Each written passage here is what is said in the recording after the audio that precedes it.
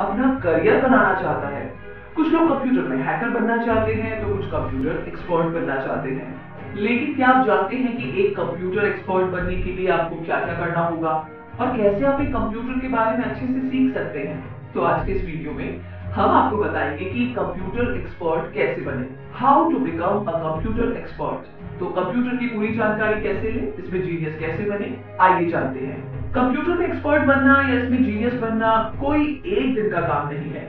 एक computer genius बनने के लिए आपको कई महीने या कई साल भी लग सकते हैं और ये सब निर्भर करता है कि आपको कंप्यूटर फील्ड में कितना इंटरेस्ट है और रोज आप कंप्यूटर सीखने में कितना टाइम देते हैं। और ऐसे में कई सारे लोग तो बिना कंप्यूटर में डिग्री पूरी करे भी कंप्यूटर में जीनियस बन जाते हैं। तो आप भी सोचते होंगे कि कैसे कंप्यूटर एक्सपर्ट बना जाए, इसके लिए किस तरीके की पढ़ाई हमें करनी चाहिए 10th के बाद या फिर 12th के बाद। तो आइए जान लेते हैं कुछ टिप्स जिन्हें आप फॉलो कर सकते हैं कंप्यूटर एक्सपर्ट बनने के लिए। पहला है कंप्यूटर की बेसिक जानकारी लें। अगर आप अभी स्कूल के स्टूडेंट हैं और आप आगे जाकर के कंप्यूटर मास्टर बनना चाहते हैं, लेकिन फिलहाल आपको कंप्यूटर के बारे में कुछ खास नहीं आता है, तो सबसे पहले आपको कंप्यूटर के बेसिक्स के बारे में जानना बहुत जरूरी है। जैसे कि कंप्यूटर क्या है, कैसे चालू होता है, कंप्यूटर में रैम क्या होता है, हार्ड डिस्क क्या होती है, किस तरीके से कंप्यूटर में पासवर्ड लगाए जाते हैं इत्यादि।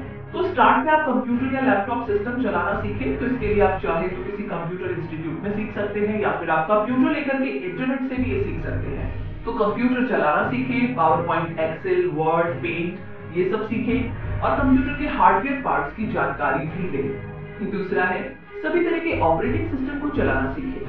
एक कंप्यूटर एक्सपर्ट को सिर्फ एक ही ऑपरेटिंग सिस्टम चलाना नहीं आता, बल्कि उसे कई सारे ऑपरेटिंग सिस्टम की नॉलेज होती है, जैसे कि window operating system, Mac OS, Kali Linux इत्यादि।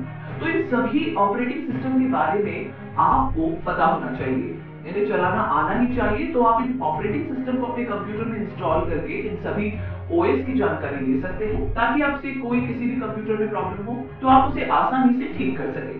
तीसरा है कंप्यूटर प्रॉब्लम को ठीक करने की कोशिश करें। एक कंप्यूटर एक्सपर्ट या मास्टर का काम यही होता है कि उसे कंप्यूटर के बारे में सारी जानकारी हो और कंप्यूटर में किसी भी तरीके की प्रॉब्लम यानी कि खराबी को वो आसानी से ठीक कर सके। तो ऐसे में आपके सामने जो भी कंप्यूटर से रिलेटेड प्रॉब्लम आता है उन्हें ठीक करने की कोशिश करें। अगर आपसे ठीक नहीं हो रही है तो कोशिश करें इंटरनेट की आप मदद लें। इंटरनेट में आपको सारे हल मिल जाएंगे। किसी भी तरीके से उस कंप्यूटर प्रॉब्लम को सॉल्व करने की कोशिश कीजिए। इसके अलावा अगर आपके दोस्त या परिवार के किसी के यहाँ पर कंप्यूटर या लैपटॉप में प्रॉब्लम आती है तो आप उसे ठीक करने की कोशिश करें और उन्हें उनका सोल्यूशन बताएं। तो इससे आपका कंप्यूटर में जो एक्सपीरियंस है वो तो बढ़ेगा ही और बाद में कभी भी दोबारा वो प्रॉब्लम आपके सामने आएगी तो आप आसानी से उस प्रॉब्लम को ठीक कर सकते हैं, वो भी बिना किसी की मदद और इंटरनेट की मदद लिए। नंबर 4 पर है ऑनलाइन ब्लॉग और वीडियो देखें। एक कंप्यूटर जीनियस या फिर कहें कि कंप्यूटर एक्सपर्ट रोजाना नई नई चीजों के बारे में नॉलेज लेता है। ऑनलाइन ब्लॉग, आर्टिकल्स पढ़ करके और इंटरनेट में वीडियोस देख करके कंप्यूटर और इंटरनेट के बारे में जहां से उन्हें कई चीजों के बारे में पता चलता है जो कि उन्हें पता नहीं होती।